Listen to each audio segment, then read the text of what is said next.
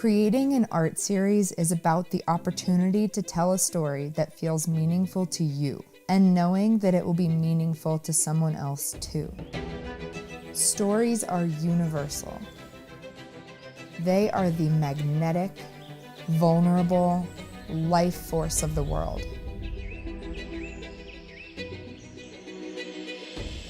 To understand the deepest parts of yourself and then successfully translate that into a fine art series, that is the work of an artist. Join me as we discover how to elevate your work, provoke your audience, and create a fine art series that takes your craft to another level.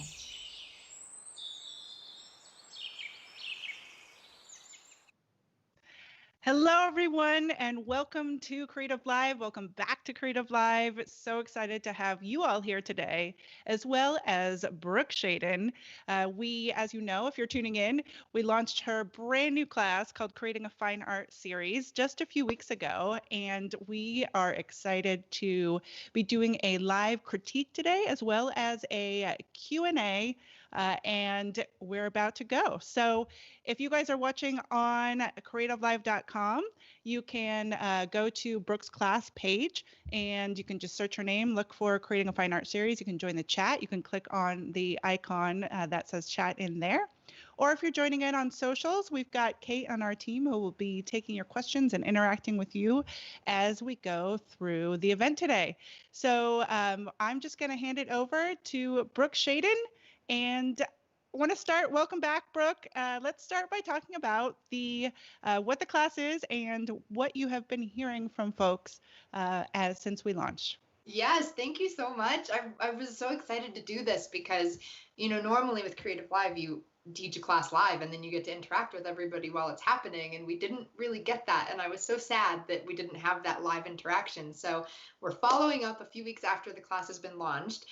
The class is called Creating a Fine Art Series, and it is all about how to go from overcoming your creator's block, that moment of like, I don't know what to make, all the way through to having a full body of work to be able to show galleries, to put in magazines, to license, or put on your own walls if you want. So the whole entire class is like one big package of how do we overcome the blocks in our lives to be able to create? How do we then come up with these ideas? How do we translate those ideas into a cohesive series, shooting, editing, compositing, and then the business of fine art? So there's a lot in there, and it's been so much fun just to see the feedback coming through in the last few weeks.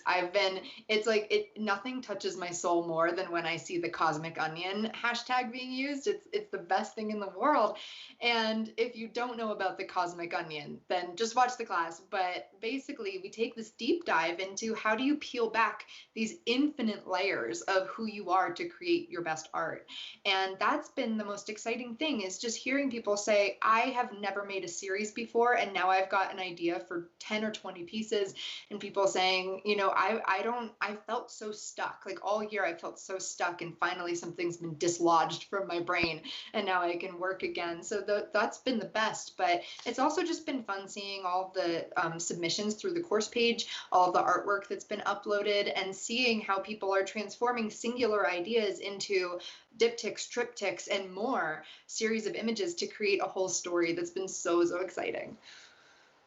Awesome. Well, it has been great to see the feedback, to see those images coming in on the course page itself. Love Cosmic Onion. And so Brooke, let's just get into it. Folks, if you're watching, wherever you're watching, feel free to submit your questions. And also, if you are one of the people who were selected by submitting those images to the class page, be sure to chime in as we get the critiques going. So over to you, Brooke. Yes. Okay, so I'm going to share my screen with you. And what I want to do here is just take a look at the images that have been selected. We chose 3 different people to do a quick image critique for, or rather series critique for. We asked for 3 or more images, and we chose some to go over. So we're going to start here with Veronica Levy. I hope I'm saying your last name right. I've never known, but we're going to start with Veronica here. And I've written And down. just side Yep. note, Veronica is watching and says squeal hello. So thanks Yay! for That's awesome. And yes, so please, Veronica, if you have any questions as we go, don't hesitate to say, like, wait, follow up on that, explain this more, be clearer about this, because that helps everybody. So even if your images aren't being critiqued right now, one of the most valuable things you can do as an art photographer is to listen to and watch and read other people's critiques, because you can learn just as much from them. So something that I try to make a habit of is getting a critique at least once a year. And then I share that with whoever wants to see it, like what people said about my art and what can be improved and the presentation and everything. So listen along, watch along with us. And we're going to start with Veronica. So we have Veronica's 3 images here. We've got 1 and 2. Oh, it's freezing. Hold on. We'll get to the other one in a second. My bridge always freezes. So we have 3 images, and there are 3 ways that I'm going to critique each of the series. So it's going to be visually, conceptually, and business. So those are the 3 categories that I usually choose to critique something in. So visually, I have my notes here. I always have notes. I'm very, very prepared with stuff like that. So visually, I'm looking at the series as a whole, which I swear if my computer ever unfreezes, then you will be able to see it as well. It just takes a while, but then it'll be okay. There we go. So we've got the 3 images, and if you look at them as a whole series together, which I think is very valuable to do, it's good to just get that 40,000 foot view. So putting them all together to see what is it that we're looking at as far as a visual arc, a conceptual story arc, and then where the series may be going. So visually, there are a few things that stand out. 1, heavy texture. 2, dark tones and green tones. So you have a wonderful visual cohesion happening across these 3 images, which is not necessarily very easy to achieve. And you can see a slight departure from that with the center image. There's some more blue and it's a little bit hazier, not quite as dark. I wouldn't flag that as an issue by any means. It's not something that you have to be super specific about. And the reason why I say that is because one of the most frequently asked questions about creating a series is how visually linked do the images have to be? The answer is, the more the merrier. If there are more visual links, that's great. But you can depart from that really stodgy like palette that you're using. Not that your palette is stodgy, but because, when you do something over and over, it gets old and tired. You can depart from that a little bit, and you've done that here. I think that they still go together in most ways, particularly because of the texture, the natural tree element, and the green. So I think you're okay there. So I think visually, really smart visual cohesion going on. But my first critique of that would be that even though you have this wonderful visual cohesion, I think that the images come off as a little bit flat. And that's because there isn't a lot of direction of light. And this changes again with this center image where we do see a direction of light a little bit. And you see, especially on the subject's leg, there's that contrast. The leg is the brightest thing in the image. So I'm going straight to that spot. Whereas in the others, there isn't quite a lot of contrast or direction of light. And when you don't have light that's working dynamically in your image, you have to be able to work other elements of your image dynamically. So for example, the background might have a lot of blur in it or a lot of depth so that the subject really stands out. Or maybe there's visual distinction with color where maybe there's a singular color that pops out and the rest fades into darkness. So I would say try to just pay attention to how flat the image is in terms of contrast and lighting, and really bringing attention to where you want the viewer to look, because as it is, I get a little bit lost in the murkiness of these images. So think about that. And what goes along with that is your use of texture, which is a little bit heavy-handed, and that's adding to the flat feeling of the images. So the more texture you add on layer by layer by layer, the more you're going to start to cover up the image, which can lead to the viewer thinking, what's being hidden behind that texture, instead of how is the texture enhancing the image. So I think you're sort of walking a fine line here with that. I think that in the first image here, we see that as perhaps a slightly bigger issue because it's so sort of running into the this abstract look, it's a little bit difficult to tell where she is, and it looks a little bit flat because of all the texture on the subject. That's a really difficult balance to achieve when you have a textured background and a textured subject, textured skin. It can get a little bit challenging. So think about that. Now, I read your artist statement for these images, and I found it really interesting that you talk about grotesque, specifically for the first image here. And I found that really interesting because that was my first word that I associated. And it's wonderful when you use a word that you want to convey, and then that's my first thought as the viewer. So well done, because you are really going into that realm of grotesque art, which I think is gorgeous. I'm a huge fan of grotesque art. As many of you know, it's one of my favorite things. So this is what I wanted to touch on about it being grotesque in a business sense. It can be very challenging to sell and make a living with grotesque art unless you find that particular niche, which everything has one. So don't worry about that. But look for the galleries that really embrace that grotesque look. Look for the galleries that aren't afraid to go in a darker direction, but also recognize that it can be a little bit challenging for people to get into it if the work isn't very abstract. A lot of people are accepting of grotesque art or dark art if it leans more in the abstract genre as well, because then it's easier to digest. So just think about, how do you want to push people's buttons with that? Do you want them to be disgusted? Do you want them to feel intrigued? What do you want them to feel from it? And then conceptually, let's see. So we've got a lot going on conceptually, which I think is wonderful in this series. And I think you really shine here. Oh, for goodness sake, Bridge. Well, you know what it looks like. It'll pop up eventually. So there's nature being integrated into humans. That would be what I pull as the main concept that I'm getting from these. It's extremely well done. I think that you've nailed the concept. So I think that when it comes to my critique for you, it's really all about just enhancing the visuals so that they look more visually rich and inviting for the viewer. But your concepts are all there. Like, you've got an amazing sense of how to sort of integrate the nature into the human and the human into the nature, and to make a commentary about that. So I think that that's really wonderful. And like I said, with the business aspect of things, grotesque art can be hard to sell when it's not abstract. So think about that, because your battle will be technique. The more sort of off the chart you go in one direction or another, like super dark or super bright or super anything, the more important it is to make sure that your technique is flawless, because people can overlook one or the other, technique or concept, but they're not going to overlook both. So make sure that you just keep the visuals as striking, as clean as you can. Okay, so Veronica, I love this little series, this triptych of images. I assume there will be more in the series, and I think that would be a smart thing to do, because as a triptych, they go together, but I don't know that they really are strong enough to be just 3. So I would include more, like 5 to 10 images in this series, if you have the time and energy and passion to work on them. So Veronica, if you have any questions, feel free to ask, and we can dive deeper if you're interested. Well, thank you so much. I just adore the way that you critique. It's just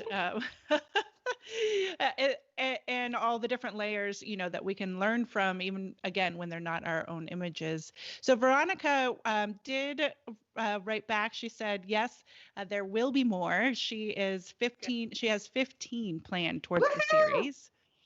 And there's another squeal. You squealed earlier, Veronica. I got the Brooke squeal.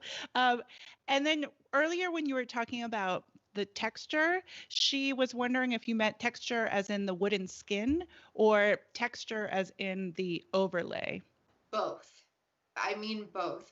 And the reason why I say both, because it's really all about how they work together. So if the background is heavily textured and then you have skin that's heavily textured, it doesn't give any relief for the eye. So when you look at an image, you know how in a lot of critiques, people will say, your eye goes to the brightest thing in the image or the area of most contrast. Well, in a heavily textured image, often your eye will go to the cleanest thing in the image. So if you have so much texture going on, sort of layered into it in the background, in the foreground, on the subject, it doesn't give any relief for the eye. So I would say if you don't want to lessen the texture, just think about how you can up the brightness and contrast maybe on the subject so that there is some distinction between foreground and background.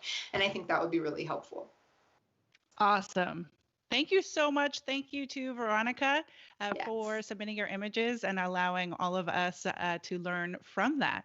All right, let's move on to the next set. Yes, so we're going to take a look at Sophia's imagery. I don't even have the slightest clue how to say your last name, Sophia. I'm not even gonna try, but you guys can see it on the screen in the title of the images here. So Sophia, we have a really interesting set of images here, and my biggest interest in these images, and by the way, Sophia, if you're listening, please feel free to ask questions, and if you have any follow-ups, please just let me know. So the biggest thing that's interesting is how different one of the images is from the other two in this triptych. And I find that interesting because conceptually it makes a lot of sense. Visually, it doesn't make as much sense. So we're going to kind of focus in on that difference here and take a look at that, because in many, many people's portfolios, you will find this happening, especially in a series where one image just kind of stands out and you wonder, where is this one going? How does this one fit? And the issue with the connection between them being really largely conceptual and not visual is that sometimes people will give up before really finding that connection because they don't see it visually. So visually, the close-ups that you have here with the moth and I don't even know what that is, like a wasp, is terrifying, whatever it is. They're very, very striking to me for several reasons. One of them is that you're almost working from the standpoint of what is not included in the image, which I find so fascinating for close-up images. So here we have in the wasp image, we have the eyes covered. In the moth image, we have the eyes cut off. And you're giving this sense of something is missing from these images. And it's almost a puzzle, not only of what's there, but what isn't there. And I find that so, so intriguing. That would actually be a great thing to put in an artist statement to make sure that you draw attention to that to anybody looking at the work, because it adds a whole other dimension that's really fascinating. Aside from that, you have these close-ups which are very muted. They look really gritty because of the texture on the skin, which I think is fabulous because it looks like you've done that at least partially in camera, where there's some sort of texture in the skin, and I think that's fantastic. It adds to the story. It makes it look a lot more authentic, so I think that's great. The color palette's great. Works really well. So that brings me to the spiderweb image, which doesn't really fit visually with these other images. You've got this muted, really sort of yellowish color palette, really sepia. And then you move on to the cobweb image, which has red in it. It has a slightly green color tone to it. It doesn't quite fit visually in almost any way, partially because it's pulled back and it's not that kind of close-up look. So I feel two ways about this. One, I think it's a wonderful idea to have different views within a series. So close up, long shot, however you want to portray that, medium shot, extreme long shot, whatever. It's great to have a mix, but make sure that you have multiples of the mix. So right now, all I'm getting to look at are the three images where we have the moth, the wasp. I can never think Wasp. of that. She said it is a wasp. Yeah. Okay, great. I'm just gonna keep that here. So we have these two close-ups. It works so beautifully, and now we have this pulled back view, which brings me to conceptually, I totally get, because now we're into the spider, right? Like, so there's moth, wasp, spider, and it makes sense. You're just depicting it in a different way. So for this image to work with the other two, I think you just need more images like that, where we're getting that pulled back view. I will say, though, that in terms of originality, in terms of standing out in a crowd, the spiderweb image isn't going to do you much good for that, because I think that images that are pulled back and show more of a scene are actually a lot more typical in what I see in conceptual photography. So the fact that you've punched it in is very unique and very striking. So just know that that is, if from a business sense, something that I'm very interested in your work, and I think that you'll have a lot of success with those there. Um, so let's see. Overall, going back through my notes, I think that the strengths that you're looking at here are what's not in the images, the relation of the human to the insect that's in the image, which is again why I'm not as fond of the cobweb image. Um, and then overall, just looking, I think one way that you can move forward is to look at how the insect that you're placing with the human or whatever other, props you plan on using, how does that fit with the human where it's touching? So like the moth, almost like it completes the collarbone of that subject. It's super interesting visually because of that sort of cohesion. And the moth wings also remind me of lungs, so it makes sense there. You can see the mouth, which connects to breathing. So that all makes a lot of sense. So if I were you, I would really think in the future of this series, which I hope you will expand on it, how can you use these props in ways that truly connect with what you're showing in the image? And I think that's going to make it even stronger. So really wonderful series. And I just hope that you're planning more for it, especially to see more pulled back shots too, and how they can fit into the mix a little bit. So thank you, Sophia. Fantastic. Thank you so much. And Sophia was tuning in the chat. Felix, shout out to Felix, who's saying amazing work, Sophia. And thank you again for submitting your images. I know it can be a vulnerable thing to put your work out there, and we totally recognize that. So thank you for doing that on behalf of everyone else. Yes. All right. Well, we have our third set to critique. Handing it back over to you. Okay, so our next one is Elizabeth Mounts, and this is a 5-image series. And I wanted to share first what really struck me about this series, because it's something that you may not get from it if you don't know the backstory. So Elizabeth submitted information to us in an artist statement about how there was a natural disaster at her house. A tree fell through her bedroom window, and as you can imagine, trauma ensued from that, the shock of it, the destruction of it. And so this series came after that, sort of depicting the stages of what that experience felt like. Knowing that, like, it gives me goosebumps, because there is such power to your words and how you present the images and the context in which you put the images. So the fact that we know this backstory lends a great deal to what we're looking at on the screen. Keep that in mind, because I think that it changes how I would critique your series. So I'll go through the visuals. And the visuals are easier to critique outside of that context of the story behind it, so keep that in mind as well. I would actually give you a similar critique to what I said to Veronica about the texture in the images. You borderline with the texture on it looking a little bit messy in terms of not understanding quite where one thing ends and the next thing begins. Particularly for this image in the bathtub, I totally get that. I can understand that this sort of outer haze going around the image, it makes a lot of sense because it's a dreamlike thing to do.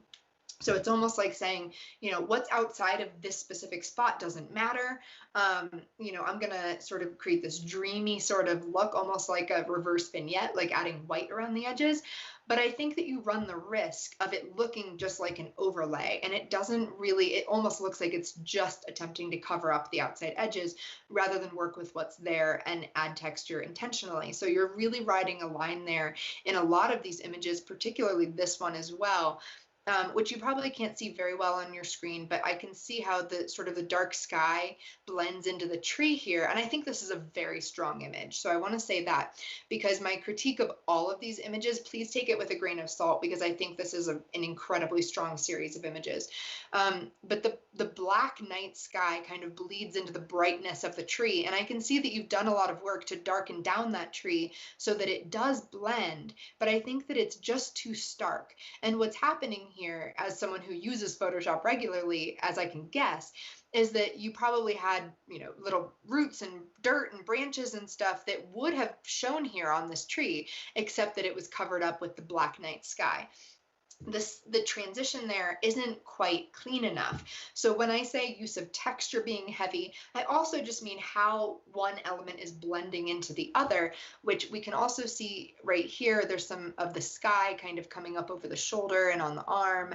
And it's those little things that take people out of the story. So that's just something that comes with practice and with maybe reshooting to get more contrast in the subject versus the sky so that the overlay comes on a little bit neater. But in other instances, you do this very well, particularly this image right here, where the subject is kind of almost falling through the floor. I love this image. It's very dynamic, very unique. You've got the opening in the ceiling. You've got this wooden beam that comes down. There's a lot of visual interest in the triangles being created here in multiple ways. You know, the larger triangle, the smaller triangle here. There's a lot going on in this image. So I think it's really beautiful. And the texture works well because it almost reads as like the debris from falling through the roof has sort of come down and trickled in. So I think that's a prime example of where the texture is being used really beautifully and it's not covering something up. So I think that's an important note visually for your series, Elizabeth, that I think is really, really just wonderful to play with because you have a lot of room to play in these images. Okay, so I think I just wanted to note that the red dress image is really very striking, has the most contrast. It has that pop of color. And I'm not one to say that an image is better because it has color in it. I genuinely don't believe that. I think that all of these images have their own merit. So I'm just pointing this out as it has a lot of light on the dress, on the skin of the subject, contrast to the background. So it really works in that way. And I think that this image with the moon could benefit from having a little bit more of that brightness contrast on the subject, because I think that it would really let the subject pop, which I can already see you're doing. I'm just talking about a slight bit more of a pop there. Last thing that I want to say visually is the poses in several of these. I would point out the red dress here, the police tape, and laying down here with the moon. They look a little bit forced with the pose, holding the dress out, the way that you, I always say you, like it's you in the image. I can't guarantee that, so I don't know. But the way the subject in the police tape kind of has one hip cocked out to the side, it's a little bit posy, the way that the hands are kind of underneath the cheek. These are a little bit of poses that you would do when you're wondering how to pose a character. And like if you're in a play and somebody says, okay, you play somebody who's going to sleep, you would probably just immediately do that because it's the universal symbol for sleep. But then ask yourself, is that how you really sleep? Like, what exactly are you trying to convey there? So I would say just be a little bit cautious about posing, but it's like this bathtub image really on point, this falling through the sky really on point, and the others are very, very close to being very on point as well. So conceptually, the concept is just very much heightened by the story that you shared. If I looked at these images, I would have a sense that something happened with a storm. I would have a sense that the character is maybe scared because of the bathtub image. But I would also relate this to dreams because of that tree with the moon image and how the subject is laying down. So I think that without the context, it becomes a little bit difficult to navigate. And that is not a problem. There are people who will say, if your series doesn't totally speak for itself, then you failed. I very much disagree with that. I think that if your series needs an artist statement to support it, great. We are multifaceted human beings who have the ability to share about our work. So use that. And I'm glad that you did. And it really made it a lot better. For the business side of things, a series like this that tells a story would be a really great thing to be selective and smart about how you pitch it to galleries and other public spaces that you might put it in. So for example, approach galleries who are in natural disaster prone areas who have perhaps the community has experienced similar things to what you did, and pitch it to them like that. Like, this will relate to the community because it's a shared experience, and that could be a really interesting way to go. Also great for magazines to publish as a story, and any sort of blog or news article or something like that. So I would pursue those avenues if I were you, Elizabeth, and thank you so much for sharing them. They're gorgeous. Well, thank you. That was, again, another amazing critique, Brooke. We've got Deborah Grossmark, who's tuning in on Facebook, saying this is terrific. Thank you for sharing your thoughts. And for the photographers who have put themselves out there, we had Stephen saying a great photo series and critique for Elizabeth.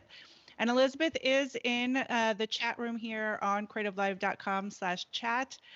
She says, I'm watching, that it is me in all of the images. And she says, thank you so much, Brooke. And so once again, it's so vital to not only have your own work critiqued, but just to learn from listening to, folks like you, Brooke, do that for other people's images. And I want to say to Veronica and Sophia and Elizabeth and of course to anybody else, please keep going with your series and please do submit it through the course page. I'll be checking in on there periodically, and I have the ability to comment through the course page as well to give feedback. So if you want to submit even just a single image, go ahead and just ping me, let me know that you've uploaded something, and I'll take a look at it, because I really am very, very invested in just helping you as much as I can to get to the next level in your career. And I'm always happy to give you an honest review. So don't hesitate.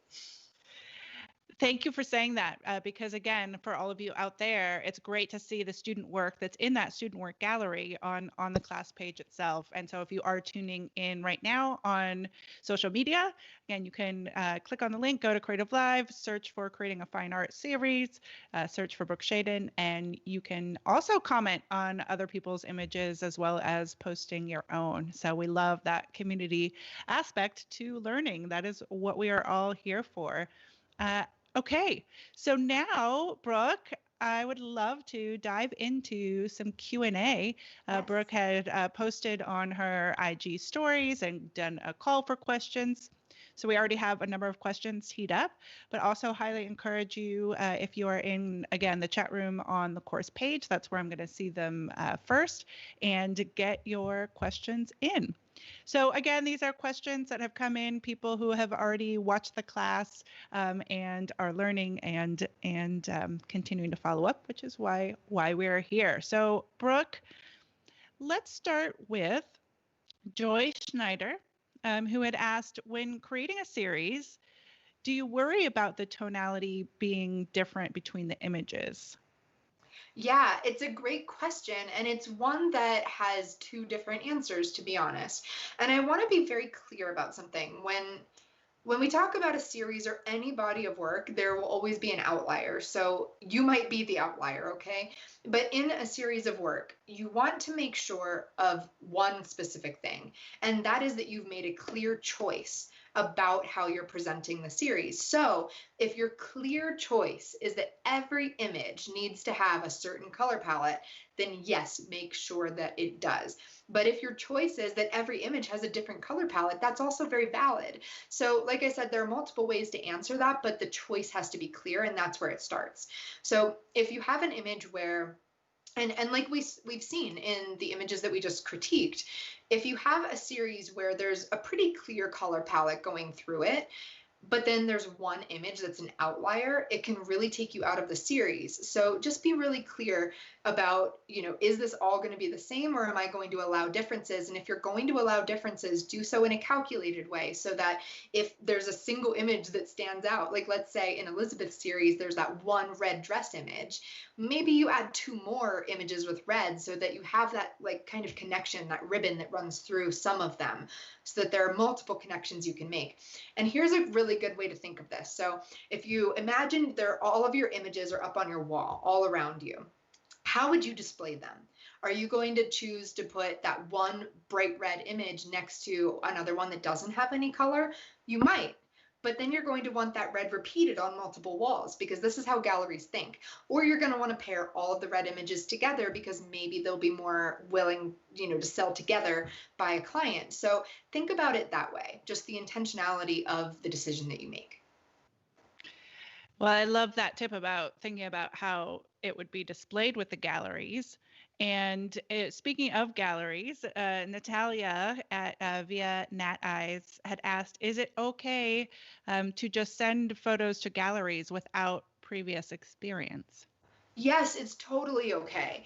And there are instances where you want to be careful with that. For example, if you go to a gallery website and it's very obvious that they represent like, really well-known artists or artists who are, and we're just going to be honest here, above your station as an artist currently, because we all go through different stages. There's emerging, mid-career, there are all sorts of stages that you will fall into as an artist. So just make sure that you're not emailing, like blind emailing a gallery that doesn't take submissions, that takes, only shows Ansel Adams or something like that. But generally speaking, if they take submissions, submit, because at worst, they're going to forget you. And that's really not all that bad because you'll still have opportunities to submit later. And at best, they'll notice you and they'll want to have a conversation. So there's not a lot of downside to it unless you're like a serial emailer where you're like, follow up, follow up, follow up. Why aren't you emailing me? It's very important to know that galleries usually follow up with people either quarterly or biannually or even just once a year. So keep that in mind when you're thinking, okay, it's been a week, I haven't heard anything. Should I follow up? Probably wait at least 2 to 3 months actually to follow up because that's how long they usually take to get back. All right, you're hearing it here. The tips from the pro, which is what this class is all about. Again, continuing on this, the business front, Tarina had asked, how do you price original prints? For example, painted art, as you in this class, you're getting into multimedia versus limited edition. How do you price original prints, e.g. painted art versus limited edition? Okay, so this is a great topic because we do talk in the class about originals versus limited edition versus open edition. So there are 3 different ways that you can sell your art. And as a quick overview, open edition is where you can sell as many as you want. Limited means you put a specific number on it, so you only make X amount. And then an original means there's only one. Now, a caveat to that is that you can photograph your original print and make prints of it. So that is an option. So think about that when you're thinking about your originals. Are you going to sell this as a one-off? Or are you going to make prints? Because you can do both. You can sell the original, but then also make prints. You just have to be clear with the gallery and with the buyer that that's what's happening. So pricing is so fun to talk about to me because nobody ever wants to talk about it with fine art. And I don't even know why. It's so weird, but it's really fun to price fine art because first of all, not a lot matters within very wide parameters, okay? So like if you're under a certain price, that's not so great. If you're over a certain price, that's probably not so great. But there's like a probably $20,000 spread in which you're probably okay to price your work, like for a mid-career artist, let's say. So my prices range between $600 and $4,800 currently, and that's for my various limited editions. My pricing, I've only made one original print that I have put out so far, and that sold for, I believe, $3,400, and it was my medium size that would normally sell for $2,200. So we basically took the price up about $1,000. I felt that was a little bit low for what I wanted to sell it for, but it was my first one, so it was okay. So how do you price it? Think about it this way. You can think about it like if you were to sell open edition prints, what price would you put on that? You probably want it to be about $100 or less for open edition prints. If you're going to do limited edition, you probably want it to be around $300, $200 to $300 at minimum, all the way up to however many thousands you feel you should go based on the size and limited quantity. And then when you look at your originals, maybe just think about the size, what it corresponds to with your limiteds, and then add X amount onto it and just let that be your guide. And when I say X, I used $1,000. And when I say I used $1,000, I mean my gallery said, this is what I want to sell it for. And I was like, okay, that's fine. So my $1,000 increase in price for my original was based on a gallery's input, which I think is very important for everyone to know that that's what my gallery suggested. This is a slightly higher end gallery, so it depends on who you ask, and everyone will be different. If you think like if you're searching for this industry standard, you're not going to find it. Trust me, everyone is different, and it's just a myth. Wow. Well, thank you so much for a lot of people, like you said, don't talk about the actual prices or what they sell things for. So this is the thing. It's so valuable, and how are we going to know if we don't talk about it? Exactly. And again, but also knowing that there's leeway in terms of where you are in your career, what type of gallery you're working with. And so to follow up on that question or that topic, Calden Aldway is watching on YouTube and says, thank you for this useful information. I would like to know your opinion about submitting our work to galleries versus building our own online store, or both. You can definitely do both. And I think that right now, galleries are becoming a lot more savvy with artists selling their work online. You can also ask your gallery, if you do submit to one and they accept you, to represent you online. There are different sites that you can, upload your work to where the gallery gets a commission because they do the work of uploading everything and representing it still.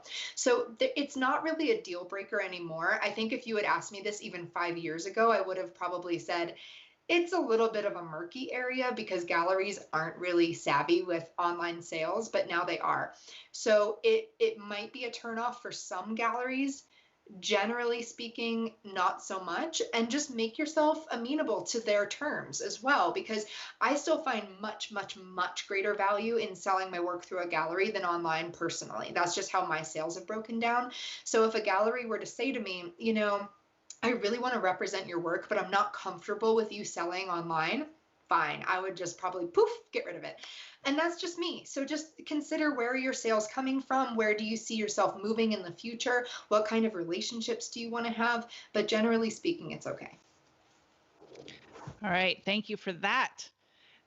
Okay, this question is from Sarah J., who had asked, is your process not to release images in a series until the series is complete? Yeah, it goes, for me, yes. The short answer is yes. I try not to release the images until it is completed, and specifically until it has debuted, until it's printed and hanging in a gallery. That said, it depends on how I view the series. So if I'm really serious about it, like I have been with my series Fourth Wall, with my series Begin Again, with my series Samsara, I'm very serious about those series. So I'm not going to release them online until they have a home physically, which is, like throwing a bone to the gallery, because then it's a premiere and they really like that. If the series is not so serious for you, which I have many like that. So like I'm really into these paintographs right now, where like I photograph paint and overlay them and that's a clear series because it has to be. They all go together.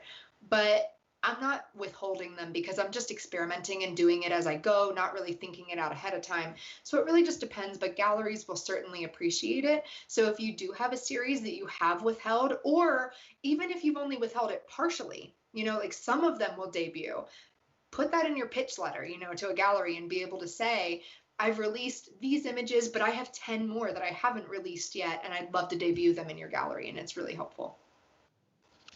Thank you for that, because it is like the strategy around how to make things more valuable, how to make things more, building up the demand is super important to think about, especially as you evolve as an artist. Definitely. Okay. Another question has come in from Christy Fritz Martin. Do you ever feel pigeonholed into your style? Like if you break away, you aren't feeling true? Yeah, I do. And this is kind of an interesting thing to talk about, because everyone will feel differently about this. I have felt pigeonholed, but I'm very lucky because my style is really born completely from within, and it's what I love, and that hasn't changed too much.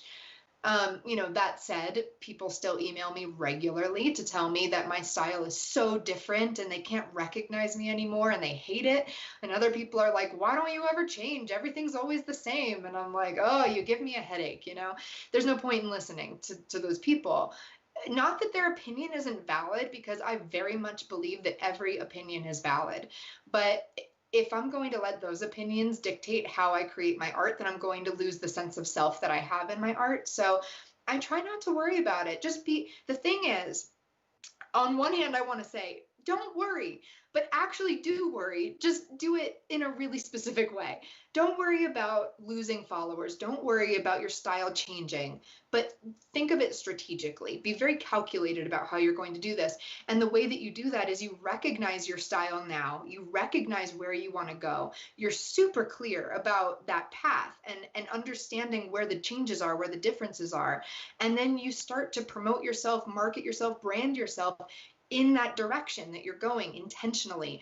And that sort of provides a cushion for your followers to come with you, because it's not jarring if you share something that doesn't quite look like you, but you're able to speak about it in a way that's still very intrinsically you. So that's my advice for that. Well, I think what I love about the way you start off this course, Brooke, is talking about that evolution. Yes. And that you we all have our own path and how we're evolving. But again, it always comes down to you are the artist and you get to choose what you create. And that's one of my favorite parts of this class, actually, is that segment where we break down the evolution that I've been through in my career, because I think it's something like I've never just like seen it laid out in a timeline of other people's, journey through their career and their art too. Like, what did it look like in 2009? What did it look like in 2013? And it is really interesting to see, because a lot of the times what people personally find really jarring for themselves as being like so different, a lot of people barely notice those differences. So it's kind of interesting to see, and people will always have different opinions. All right, we have questions coming in that are about sort of, again, this contacting outreach to magazines, to galleries. But this one, it came from Veronica. So I'm going to ask her question since she submitted for critique. Veronica says, I wonder if Brooke sends or has sent in the past, in the beginning of her career, press releases to magazines hoping to be featured. If so, what is best to put in a press release to art magazines or photography magazines? And if not a press release, like, how do you go about getting published? That's a great question, and I am super not qualified to answer this. I have never, to my knowledge, I have not sent anything like a press release to anybody. Not that I think it's a bad idea, though. And I want to just say, like, as a little caveat here, that my whole career is based on just like having an idea and thinking that might work and then doing it. And mostly it works. Like, mostly people respond. So if you have an idea to do that, just do it. Like, don't listen to me about if I've done it or not. I think you should just do it. In the past, though, I have mostly just used social media to put my work out there, and then publications have contacted me through that. So that's like the one area that I haven't been really proactive about. I've always emailed galleries. I've always emailed publishers and bands and, managers and things like that, but never a magazine, I think. So, but you do it and then tell us how it goes. There we go, Veronica. Always learning and getting ideas from each other, right? That is the point of community. Let's see. Okay. Maybe just a couple more questions, a few more questions. Let's see. We had Creative Intrigue Design, who said, any tips on an artist statement and bio to make yourself more profitable? Which I think is interesting. Yeah. It's very interesting, actually. So I have a really good kind of story to share about this, because I submitted my series Begin Again for portfolio review a year ago. And the reviewer wrote back and they were like, I don't really have any notes about your series, like visually or conceptually, like, well done. But when it comes to your artist statement, they were like, I don't want to know generalized questions about the series. I want to know your specific reason for creating it. So the one thing that they said was, when you write an artist statement, it would be very tempting to do things like to pose these existential questions. Like, in this series, I want the viewer to like think about identity, and like that's fine as like an opening statement. But if you're going to continue sentence after sentence of just posing questions or like using really vague terms, people aren't going to really get that much out of it. And it's just going to seem like another overwritten artist statement. So be really personal in your artist statement. Don't be afraid that it's going to come off as unprofessional or, not orderly or something. Definitely have someone proofread it. But outside of that, pay more attention to talking about how you connect to the series, how it impacts you, why you had to create it, that kind of stuff. And I think that's what buyers look for. So I have been in galleries where like I have an exhibition opening and I'm talking to people around the room, which is like makes me want to throw up. I hate doing that more than anything. But I talk to people and they'll ask me questions like, why did you make this? And, like, tell me something interesting about this. And people want to know the details. Like, they want to know why you had to do it, why it was so important. And then, like, what's interesting about the piece that I should know about? So really focus in on, and think of it like if you are an art buyer and you're standing in a gallery and you have the opportunity to talk to the artist, what would you ask them about their work? And answer those questions for yourself. And that's how you can really hook the buyers. Fantastic. Thank you for that. We have another question from Monica Melgar, and this is definitely a question we see often. How long did it take you to build a connection with your audience? I don't even know how this happened. No, I'm kidding. But I didn't have a plan, certainly. I started photography with the intent. I had two intentions. One was I just really wanted to do it. So I wanted to please myself. The second one was that I wanted to make people uncomfortable. Like that was my pretty clear intention from day one. I always knew that I liked dark things, and I had just been through college where I studied film, and I made some fairly controversial short films in school. And I felt the high of that experience of doing something that made people feel uncomfortable. And I thought, well, let's do that in photography too. So I started creating images with that in mind. And having that goal opened up conversations to start. Your goal might be very different. Your goal might be to bring joy to people or to make people curious or, whatever. It could be anything. But starting with a goal is really helpful because if you have that kind of singular goal, then everything that you share can further that goal. And that helps to create engagement. So I would say the things that I've done to build an audience and to create that connection with a community are to have clear goals in mind, even if they change, and they have many times changed throughout my career. To be present, to be constantly truly in touch with people, and to actually care about the answers that they give and the things that they say as much as is possible. And then I guess even further, how I see community is that my art belongs to everybody. I always say that when I release my art, I release it, it belongs to the public. And I want people to know that whatever their opinion is of that, that's valid. And I will listen to that, and it enhances the art no matter what it is. So I think that kind of openness with your audience is really helpful, along with the specificity of your goal. Thank you so much, Brooke. I feel like that is just a beautiful way to start closing out our event today, which has been quite informational, educational, inspirational. We've had folks tuning in everywhere from Egypt to Bolivia, Canary Islands, and all over. Brooke, as we continue on this journey, as people are watching the Creating a Fine Art series course, which again, I want to make sure everybody knows how they can get to that course. If you are tuning in right now on Facebook, YouTube, Brooke's Facebook, ours, or Twitter, we should have links there. Head on over to the class page itself. That's where, and I didn't even shout out yet that we have put the class back on sale during these few days here to celebrate this live event as well. So you can check that out.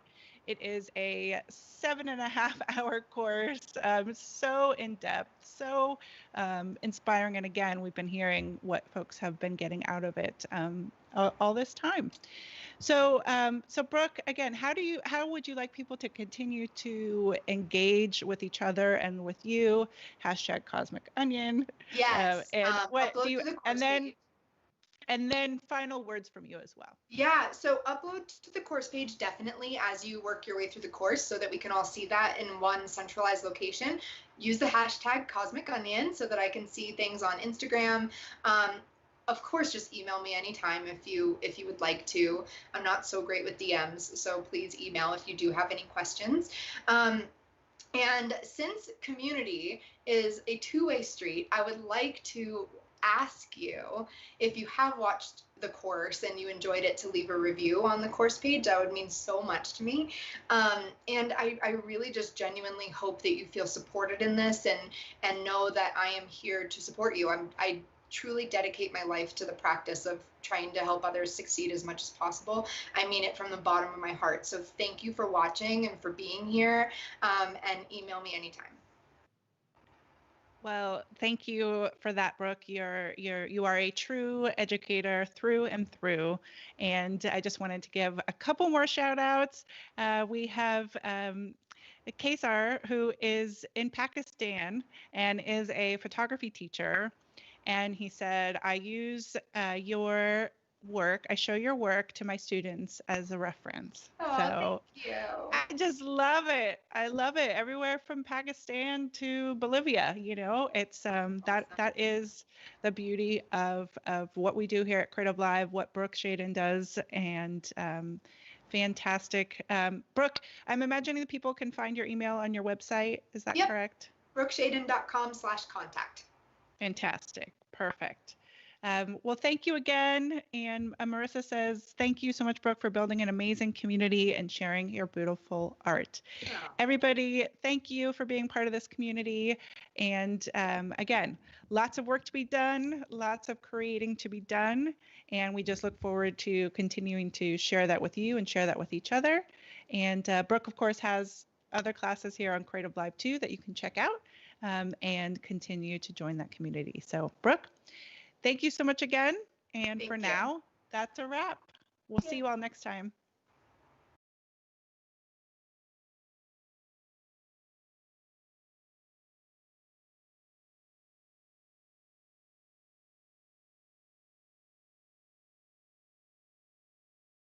Hey guys, what's up? It's Chase Jarvis, founder and CEO of Creative Live.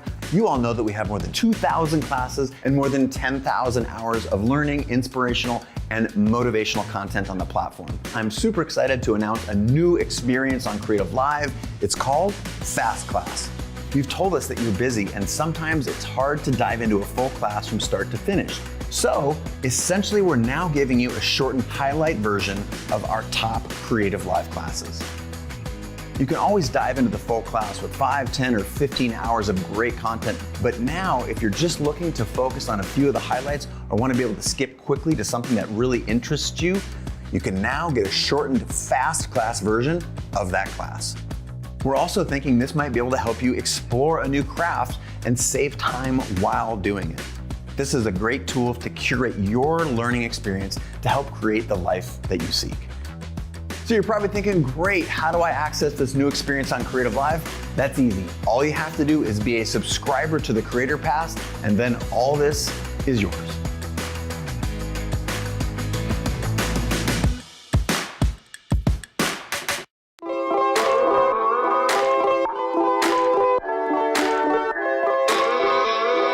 If you're feeling isolated and looking for creative connection, try tuning into creativelive.com/TV. That's where we've got a 24/7 live stream from the kitchen counters. I can do that backlit shot that I really like to do. From the studios and living rooms of many of the world's top creators, where we're doing musical performances, Q&As, cooking shows, virtual book tour events, drawing, spoken word poetry, and more. Life passed me by waiting for an invitation when the world is greater than my nation or my occupation. Be someone you've never been. You feel all that adrenaline, it's medicine. It actually helps me feel like my days are more purposeful. I hope that out of this deep pain will come some collective growth. Dive into Creative Live TV today.